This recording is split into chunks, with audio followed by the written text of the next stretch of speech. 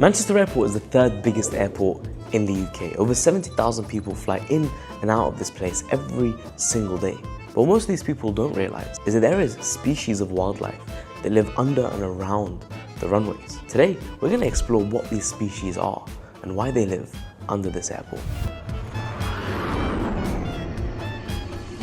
Izzy is actually responsible for looking after the environment team across all three airports. We're talking Manchester, Stansted and East Midlands. And right behind us over there is one of the things that she looks after. Izzy, let's go take a look. Great. What is it that we're actually looking at here? We've got a site of biological importance and a special site of scientific interest. So that's a local wildlife site, so it's a non-statutory protected site. This area has been designated because of the flora, plants, but also there being great crested newts in the area. What's a newt? What's a newt? Okay, so... I don't know what a newt is. No, I mean, it's a good question. So, what do you think it is? Okay, so clearly biology is not my forte. I learned that a newt was this small little amphibious animal. But what that means is it can survive on both the land and the water. You see, the great crested newt is actually a very, very rare animal that is part of the biodiversity that lives around Manchester Airport. According to the UK law, these newts are protected anytime Manchester Airport wants to build something, or it wants to put a development, or it does anything. They have to consider, what about the newts? You probably never realized this, but there are people who work in the team at an airport whose job it is to look after all of the environment around. We're talking about all the greenery, the plant, the animals, making sure that they're all looked after. These ponds were created as mitigation ponds for the newts. This is to make sure that we don't increase the risk of birds kind of nesting in this area. So you've kind of created like a little safe haven for these newts to be able to live and survive and exist so close to the runway. Why is that significant? The species are protected under the Wildlife and Countryside Act 1981. If we don't protect these areas and development happens, we could end up losing a significant proportion of the population. People just do not realise that this is part of working at an airport, is looking after these biological sites. We've got literally the runway right over there. You've got planes taking off, planes coming down. And this is a responsibility, right? So, yeah. Why is your job important, Izzy? We help support the teams as subject matter experts. My team, everyone's kind of got different specialities that they're developed. So when we work together, we can all kind of help each other support the projects that are happening, so planning applications. We're the kind of people that make sure that everything's going to plan. If there's any gaps, that's where we know we need work. It's really important to have kind of that team that has that subject matter expert knowledge. But why is there a need for such a large team to look after all of the wildlife and the plant life around Manchester Airport? Well, there's an area around Manchester Airport that actually requires specific attention more than the rest. And that is Manchester Airport's SSSI, which is a site of special scientific interest. I think I got that right. An SSSI is an area which is so special, the things in there are so rare, that there's actually laws governing it and protecting it. That is why so many people are required to make sure this place is always being looked after and nothing is happening that's actually going to impact it in an adverse way. This area behind the woodland is the SSSI, so that has more protection than this area. Wow. It's Manchester's only SSSI, which is a statutory designated site, so Natural England designate that. It's ancient woodland, it's been there for a very, very long time. You are the team within MAG that focuses on making sure these areas are not just protected, but then also in the day-to-day activity of them are actually looked after and are thriving. Yeah, we've just had a management plan put in place for the SSSI. We're looking at getting more in place specifically for the areas, in addition to the work we're already doing. And then again, it's just that communication piece. So more people know, the more people want to protect them because they can see how great it is. You see, MAG actually manages multiple different forests around the country. And in order to manage these forests, they actually take data points about specific species within the forest and be able to assess how they're doing over time. You may have heard Izzy calling them ancient woodlands. It's ancient woodland. It's been there for a very, very long time. What is an ancient woodland? So this is Manchester Airport Group's forests. One of them. Is that a river? Yeah, just be careful, it's a bit slippy. Wow, that is very beautiful. Essentially, ancient woodland, the main value sits with the soils, so it takes such a long time to kind of create that, so it's irreplaceable habitat, you can't replace it. Wow. Irreplaceable habitat, literally a stone's throw away from the runway. And there's people like this, the teams here, the environmental teams that actually look after that to make sure that it's protected at all costs and that we don't compromise nature even while we're trying to run an international airport operation. Safely. Yeah.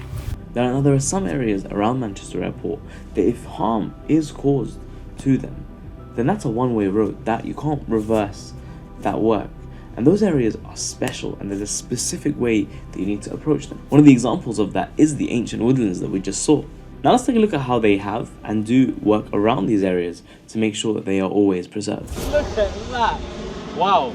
These sites are literally just off the side of the airport and site of biological importance. These areas, you can't access them, but they're super important because the things that live here need to be protected. And the airport owns the land. They have a whole team of people that are there to protect them. And where I'm about to go and see bats that are owned by the airport, about half an hour walk that way.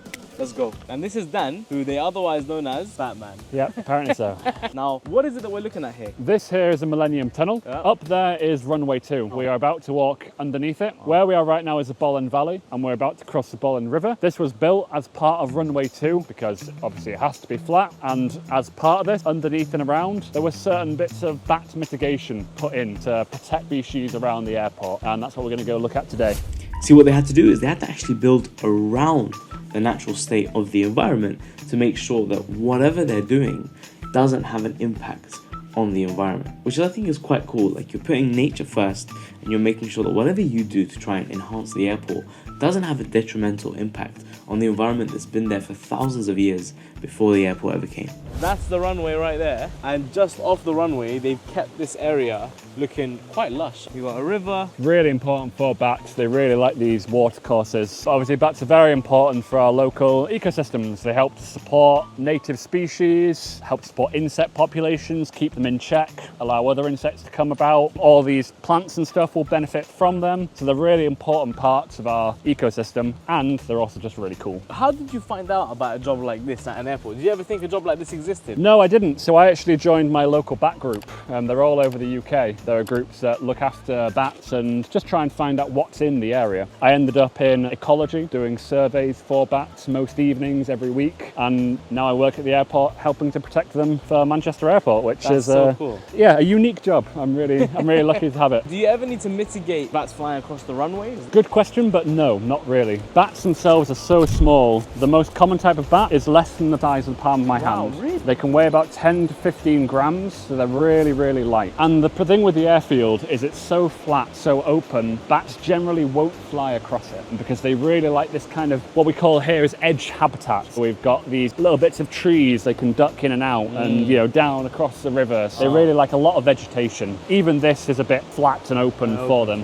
Wow. Into the ceiling there, you can see those ridges, Yeah. and you can see these little boxes. Do you know what they are? Little bat boxes. So these were put in specially for bats as part of runway 2. Who would have thought, right? Right above our heads right now, there is a runway where an A380 literally took off about 3 minutes ago.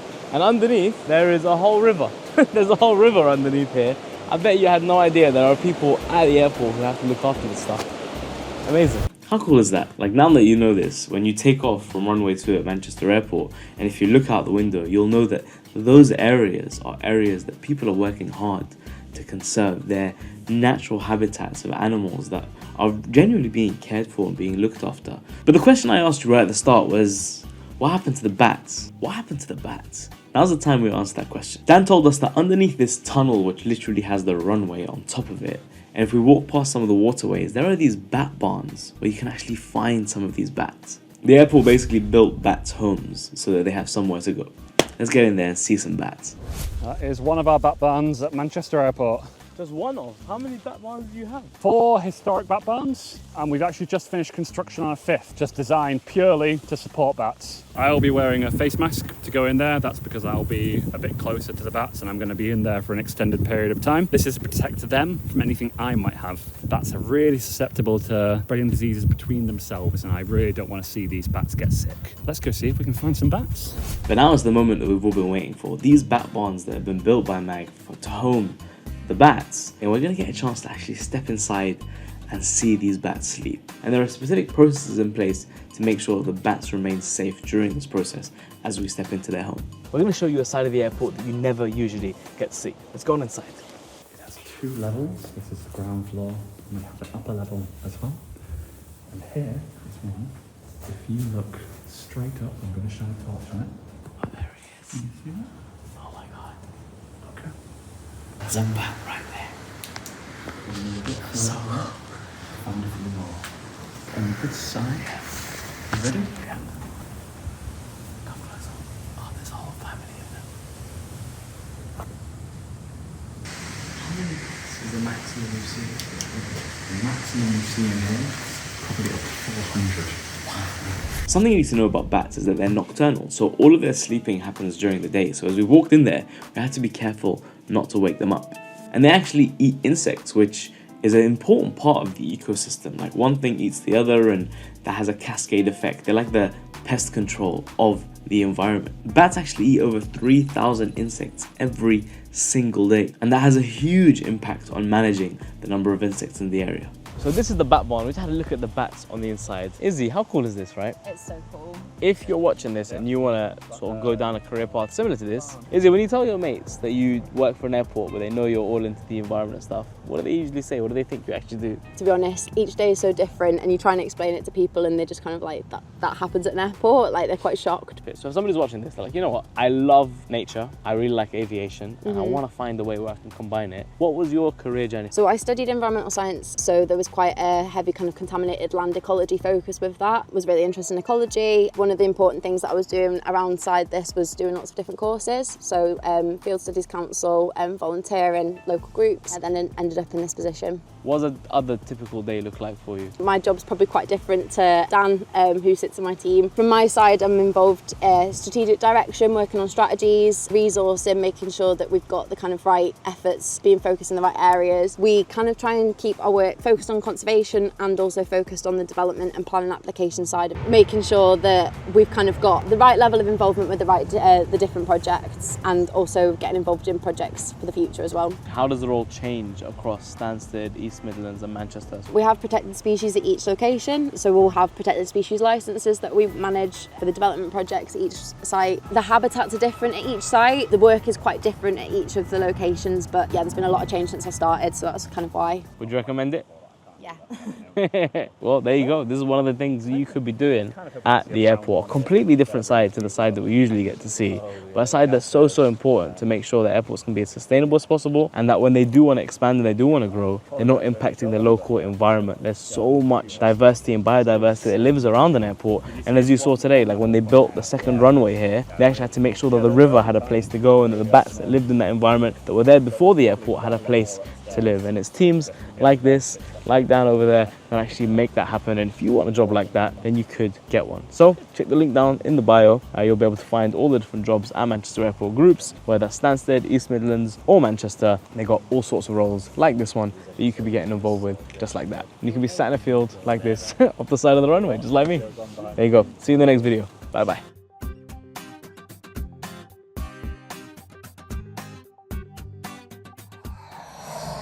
Nothing beats a Jet2 holiday.